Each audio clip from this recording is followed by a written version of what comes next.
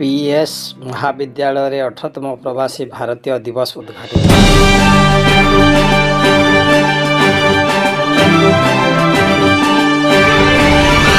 झुंपरा स्थित पंचायत समिति महाविद्यालय ठारे 18तम प्रवासी भारतीय दिवस उद्घाटित हो जाइछि।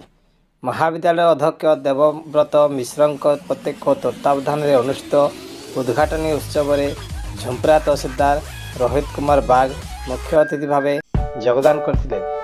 पूर्वतन कॉलेज अध्यक्ष ललित मोहन महांत मुख्य वक्ता भाव योगदान करथिले। सम्मानित अतिथि भाव पूर्वतन प्राध्यापक रमाकांत प्रधान, पूर्वतन संस्कृत प्राध्यापक प्रसन्न कुमार पति योगदान करी छात्र छात्री मानक प्रवासी भारतीय दिवस संपर्क में दिग्दर्शन देथिले। उद्घाटनी उत्सव को महाविद्यालय अध्यापक अध्यापिका कर्मचारी माने परिचालन में सहयोग करथिले। ब्यूरो रिपोर्ट, बैतरणी खबर।